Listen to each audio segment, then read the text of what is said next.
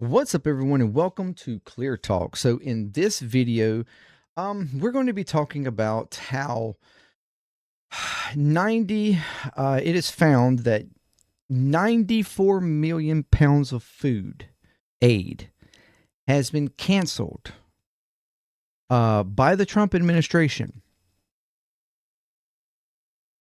All the food aid that is, was to be delivered all across the nation. And in the way in at the same time, Trump is continuing to have these pay to play $1 million dinners for all his rich, crony, wealthy contributors, paying to super PACs to help fund him and the agendas that he wants to implement. So thank you very much for joining me here. If you are new here, welcome to Clear Talk. If you would like to check out more videos from the channel, please do so. Consider subscribing, like, share, comment, all that good stuff. And if you would like to check out videos from my other channels as well, that'd be amazing. JMDPLAY, puzzling, consider subscribing to those. Like, share, comment, all that kind of stuff on those channels. It helps with the algorithm to get more videos in front of more faces, and that's amazing and would help tremendously for the channels, for me, for the JMD Nation at large. So thank you very much for any help you can do there. If you'd like to check out, give any kind of support, there are links there, Patreon and stuff, where there's ongoing or a one-time donation code there. If you want to help the JMD Nation in any kind of way, that would be amazing, or become a part of the JMD Nation. Any support you give is very much appreciated, and I thank you very, very, very much. If you are returning, okay, you are freaking awesome. Thank you very much for coming back over and over again, and let's get to it. So, what I have here, there was an article put out by ProPublica, where they had gathered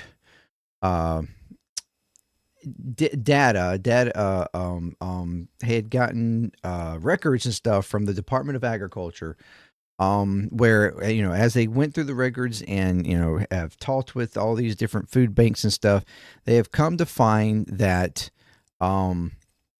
if you remember back in the early spring, the Trump administration abruptly cut like $500 million dollars from the Emergency Food Assistance Program, or TEFAP, slashing deliveries of meat, dairy, eggs, and produce to food banks nationwide. Okay, and what these have included, all kind. This is deliveries to food banks across all 50 states, even including DC, Puerto Rico. Thousands of deliveries have been canceled and stopped. And these cuts have amounted to nearly 94 million pounds of food that have never reached these communities that depend on them. So I have an article. I have the article here. It is a very long article, so I don't really plan on reading all of it. I want to kind of hit a couple of things in it, and summarize it as much as I possibly can, because this would be a forever long video if I didn't. But the food banks, the impact it has had is 27+ million pounds of chicken, 2+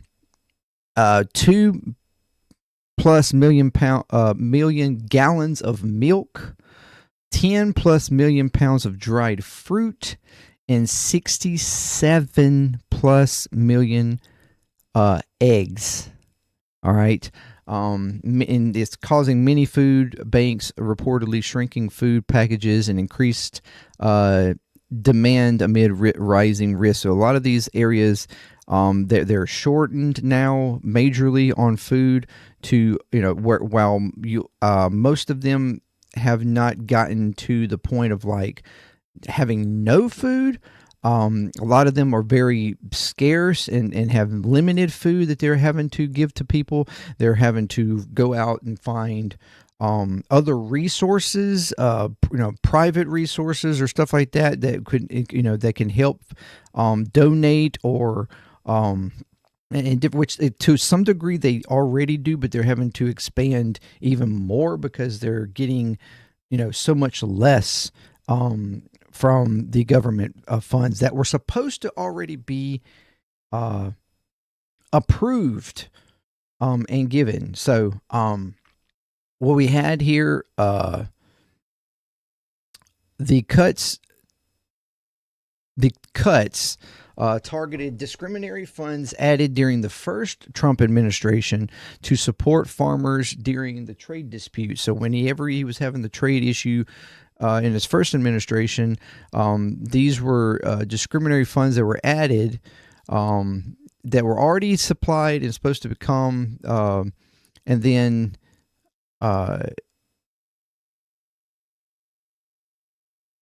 yeah. And then the second administration has labeled these funds as Biden era flush funds and has decided to eliminate them. And then, of course, you add on the added legislation signed by Trump that slashed SNAP or food stamps by $187 billion. And that's through 2034, and expanded work requirements and increased financial responsibilities. That has also contributed to because some of the food snap stuff, it actually does also, from my in certain areas, is contributes to these food banks to some degree. So though that being slashed is also affected as well. So I'm gonna just hit a couple of these here. Here's a couple in Louisiana. On a sweltering Monday morning in Vidalia, Louisiana, Shannon Cornwell and Freddie Green got in line to wait for food. The couple had struggled to pay for groceries amid soaring prices and health setbacks. They said she's had back surgery. He's undergone cancer treatment. They turned to a local food bank to supply their diet, so they're grateful for the food. Lately, they've noticed in what they receive. They've noticed changes in what they receive. For months in the spring and summer, they picked up. Their pickups did not include any meat. You have to learn how to adapt to what you have, Green said, which is hard. Shannon Cornwell, 50, and Freddie Green, 58, and their dog Stormy and a bag of groceries they received from a food bank. In the spring, the Trump administration abruptly cut $500 million in deliveries from the program that sends U.S. produced meat, dairy, eggs, and produce to food banks and other organizations across the country. About a quarter of the funding the program received in 2024. The items that were delivered through the Emergency Food Association program were some of the healthiest, most expensive items that organizations distribute. The cancellation of these deliveries comes at a critical time for the food banks. Food insecurities is higher than any time since the aftermath of the Great Recession. According to federal data, many food banks are reporting higher need than they saw at the peak of the pandemic. Demand has only expanded to increase. This summer, Donald Trump signed into law the largest cut to food stamps in the program's history. So the ProPublica obtained records from the Department of Agriculture in each planned delivery in 2025, detailing the millions of pounds of food down to the number of eggs that never reached hungry people because of the administration cuts, which we talked about. The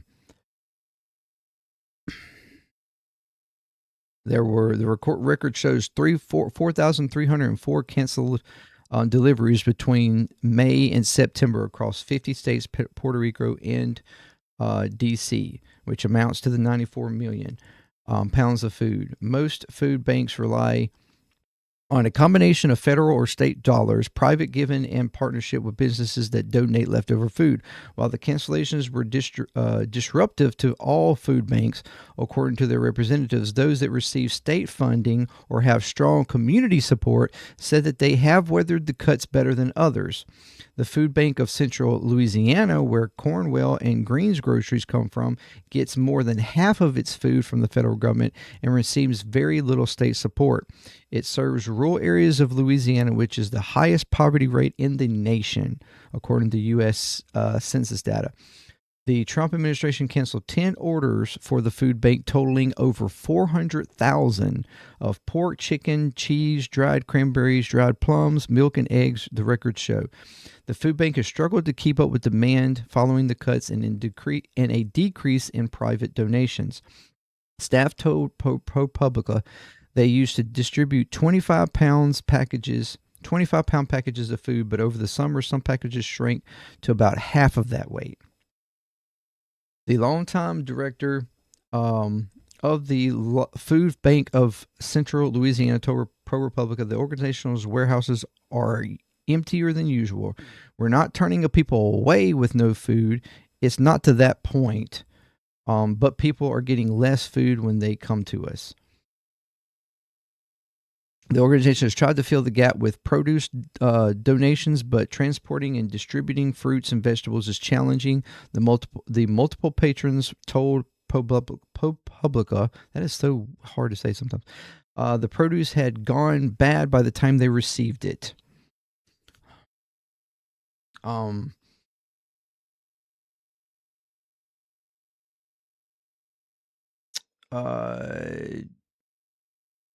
Just have a lady here holding a cantaloupe. What's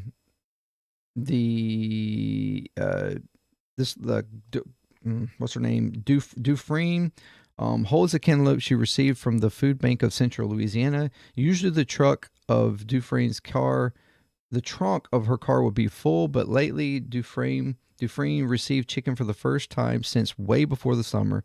But the poultry came from a donation that hardly made up for the 74,000 pounds of chicken that never arrived in June. She said that though her family is grateful and will use whatever they can, the quality of the food can be discouraging. Pointed out to the condition of the cantaloupe she received, you can tell they're frozen and they're already super, super soft. She said her mother would likely give them to her pigs because people can't really eat those. Right Valise said the food bank trains its staff to food safety and does its best to check everything before it goes out, but it's difficult to do a large scale, especially in the heat of the summer. Things just go bad so quickly. The clock's ticking as soon as we get the donations. The Emergency Food Assistance Program was created in 1983 to purchase farmers' surplus food and distribute it to the low-income people. The program's budget is typically authorized every 5 years as part of the Farm Bill, but in 2018, the first administration added funds to help farmers struggling under retaliatory tariffs the U.S. faced amid trade disputes. The additional discretionary federal funds helped food banks serve more people. Last fiscal year, they got nearly twice as much money from the fund as they did from their congressional allocations.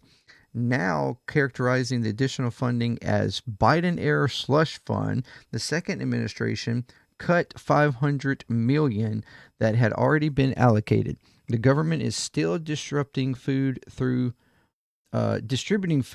other parts of the program, but food banks were cut off guard by the canceled deliveries because it's rare for funding to be cut mid-year. Food bank managers, some with decades of experience, couldn't recall a disruption like it. With the Farm Bill slated for renewal this fall, officials who run food banks worry that any additional cuts would cause them to scale back the number of people they serve.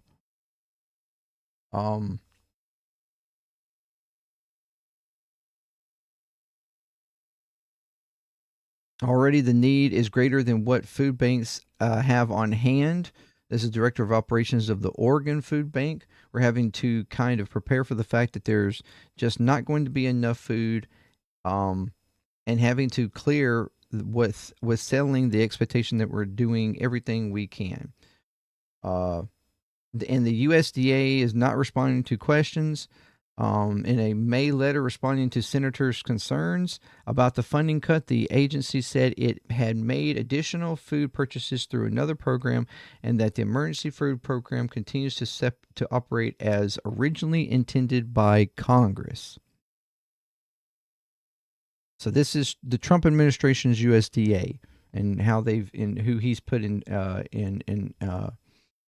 charge of it. While the pandemic is over, the USDA has not and will not lose focus on its core mission of strengthening food security, supporting agricultural markets, and ensuring access to nutritious food. But yet we don't have a problem cutting it anyways.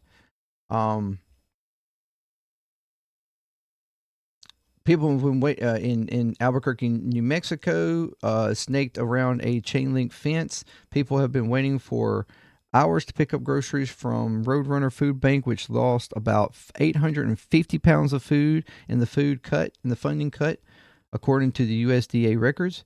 As a result, people are receiving less dairy, meat, and other high protein items. New Mexico consistently ranks amongst the poorest states in the nation, and it has more food bank distribution sites than full-service grocery stores, according to the data provided by the USDA and Roadrunner Food Bank. And in recent months, organizers have noticed more people showing up than usual.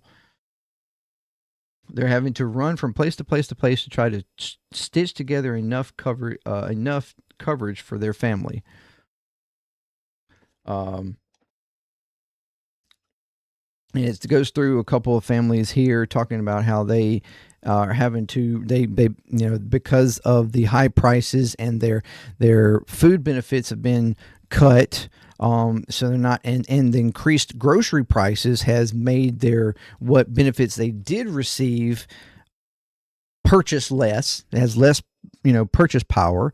So they're having to go to these food banks to try to get what little bit that they can in order to help feed their families. One lady here is homeless. And the reason why she is trying to go, has to go around and try to get what little food that she can get, oftentimes going days without food. And is grateful for what little bit she can get from some of these food areas, but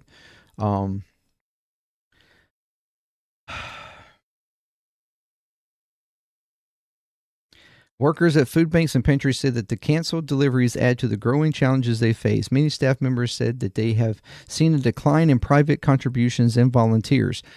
Grocery stores and food manufacturers, which started managing their inventories more efficiently during the pandemic, now have less leftover food to give. Other Trump cuts have disrupted AmeriCorps, which helps staff mobile food pantries and other services, and are ending the local food purchase assistance cooperative agreement program, which provides food from local farmers. Food banks with more resources can be more creative. Several told ProPublica they're hiring someone whose job is to find grocery stores in the area willing to donate food, but in areas where groceries are scarce, there are fewer options. In some cases, food banks are among the only places where people can get fresh fruits and vegetables.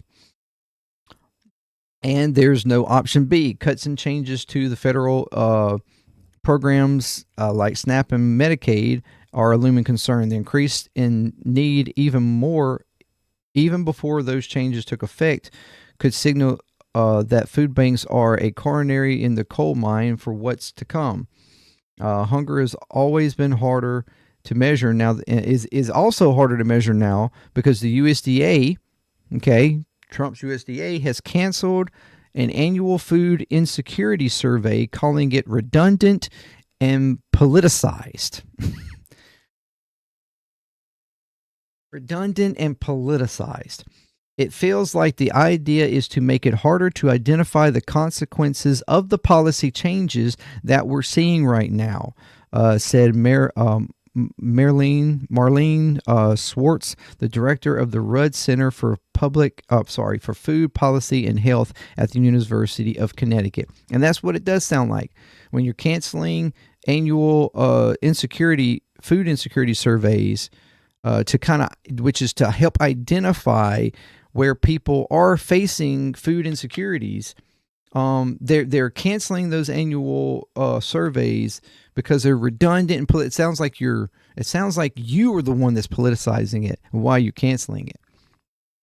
So now you can't actually identify the food insecurities across the country, and to actually see, whether or not policy changes is benefiting or making the issue worse.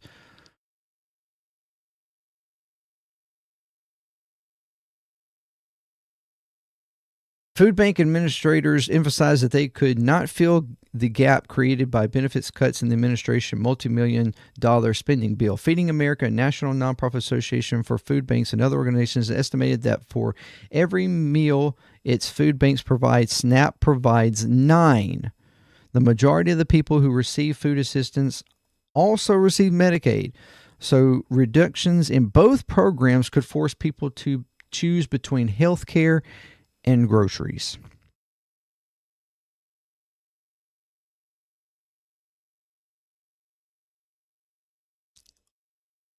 There is a lot more here, and it's a long thing here, but the idea here is, you have reduction in food. This is food that, where we have farmers that are producing stuff, and even some of their agreements for selling their foods are being canceled. So they're having problems selling stuff. Soybeans and other different foods having a hard time because of the tariff and the trade wars going on.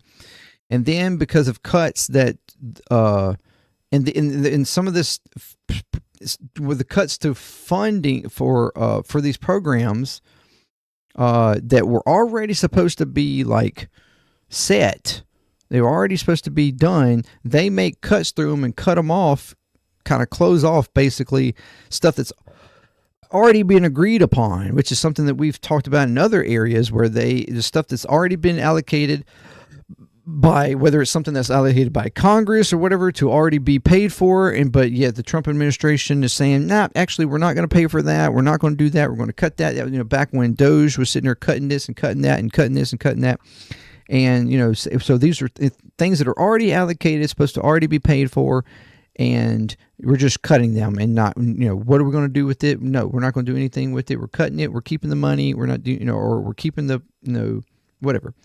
It's the same kind of thing where this was already established. It was food that was already supposed to be sent to these areas. These areas are expecting this food. They've already planned out for this food to be sent. And Trump just cuts it. His administration cuts it as part of the waste, fraud, and abuse or whatever in the programs, and trying to save the country and the government from its debt, whatever, the argument that they always state. But they're making all these cuts. Now we have people not getting the food that they normally would receive. What little bit they can get now is being reduced even more. SNAP benefits are cut, so they're not, and not only are all these cuts affecting how people can, get food security. On top of that, groceries are rising. Groceries are up 30% all across the nation. He hasn't done anything to reduce that, even though he claimed he would immediately, and that has not happened.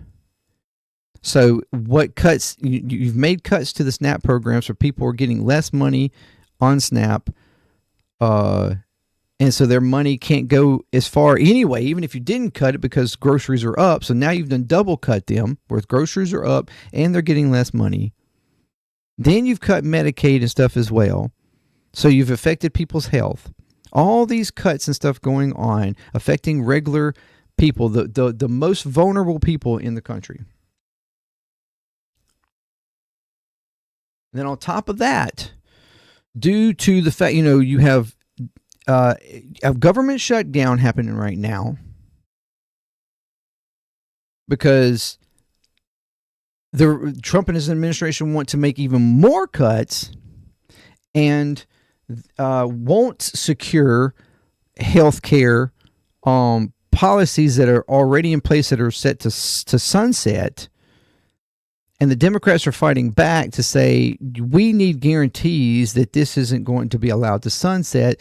Otherwise, health care is going to cost even more for people. And it's going to make the situation even worse. And the Republicans are holding still strong, saying, nope, sorry, we're not going to fund that. We want these things to go through. We want to make more cuts. And so we have a government shutdown because of that. All the while, in the middle of this shutdown, and what's been going on now since like March, April, where I did a video back then about a massive dinner that Trump put on at Mar-a-Lago, $1 million, buy-ins and stuff as the pay-to-play video. I don't even remember when I did that. It was months ago when I did it, where people could come in and pay money to get to sit down with him, and it was. I think it was like $5 million to get like a personal thing with him or whatever. There's these types of things are still going on. I mean, he did a dinner at the White House to help gain funding from rich, wealthy contributors, corporations, people who, are part of all the different, major industries and stuff, to help fund to pay for his ballroom that he wants to have, built. This lavish ballroom, $250 million ballroom that he wants built there. But then also on October the 17th at Mar-a-Lago for MAGA Inc., a super PAC, there was a $1 million per person dinner at Mar-a-Lago with guest speakers, none other than Trump,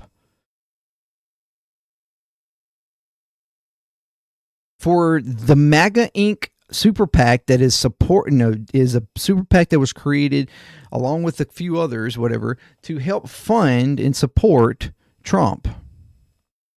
And, agendas and stuff that Trump and his administration want to push in any kind of avenue that they want to support and push it. Millions of dollars from wealthy people to support his agenda.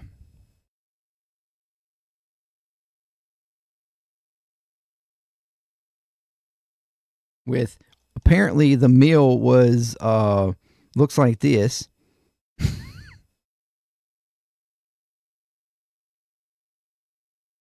Possibly. I'm not completely sure. I didn't verify.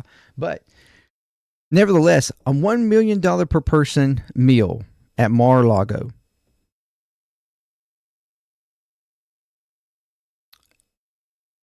To get money from contributors, wealthy contributors, to fund a super PAC that helps support Trump and his administration and their agendas around the country. To push these types of policies.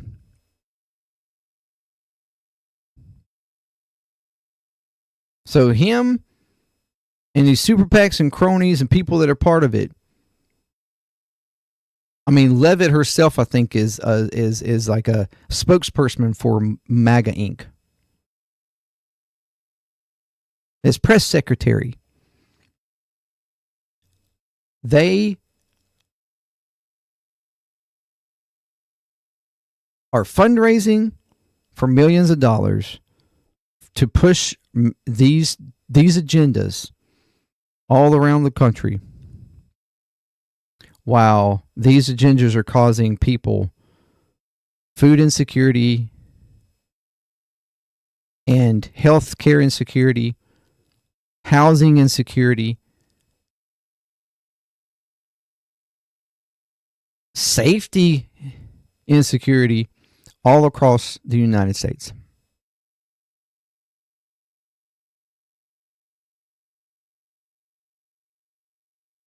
What he could have done was had a fundraiser, $1 million per person, to help fund food banks all across the country. That would have been amazing. That would have been something that I would have been like, fuck yeah, okay, cool. If, it was found that the money actually really did go to, the food banks and people were, benefiting from it.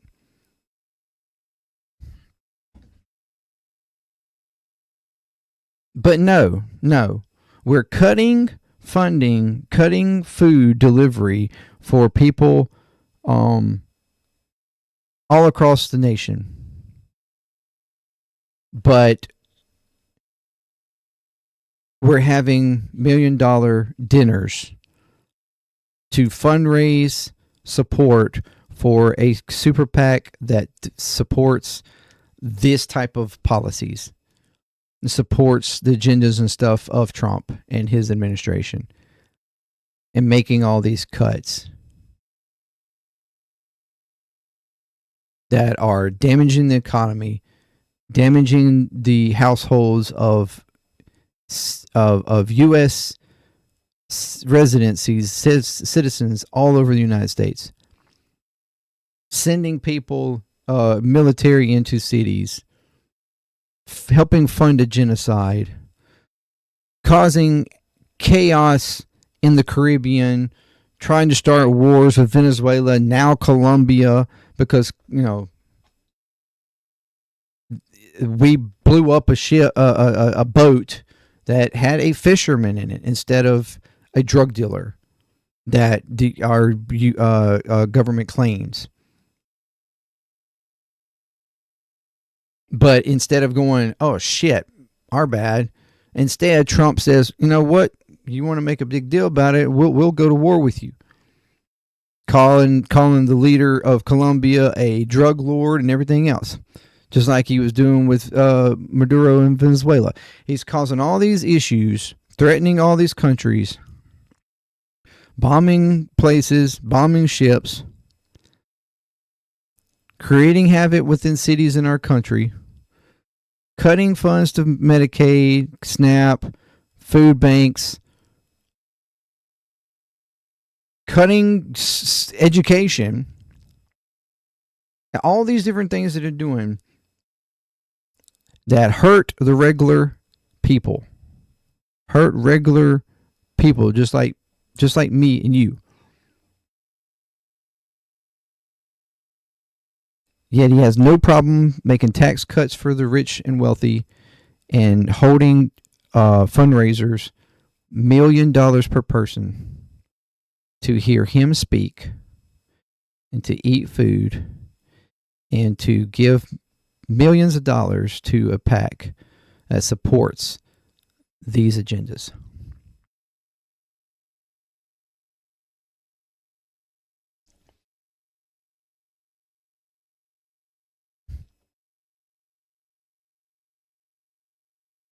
But yet, Trump is America first. And he cares about you. He cares about making America great again.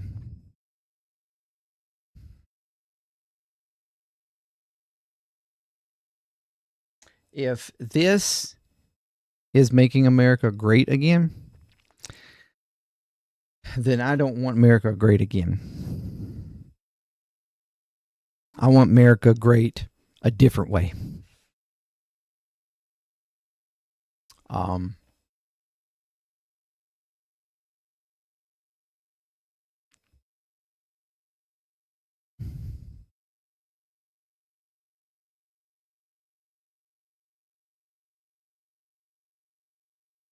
and at the same time, the Republicans are sitting here trying to insult and downplay the No Kings rallies this past weekend, claiming that they were small and insignificant and full of hate America people that wasn't representative of the country and its ideals, and that didn't even make sense because Trump is not a king. Trump's not a king.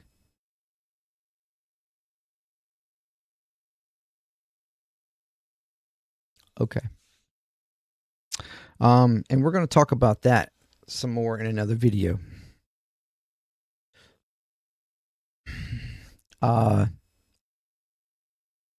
Yeah.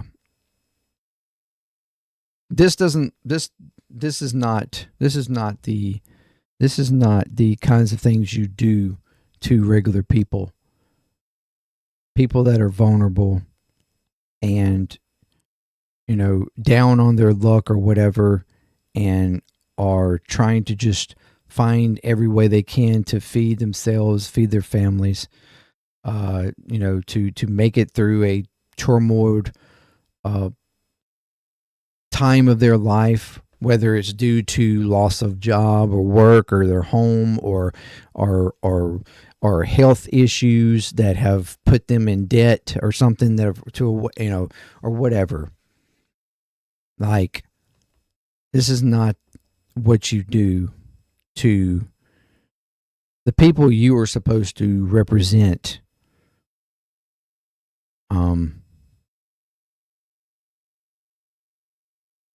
And say that you're making America great again.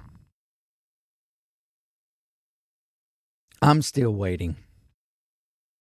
I'm still waiting on that. Thank you very much. Let me know what you think. And until next time, peace. ClearTalk. I'm out.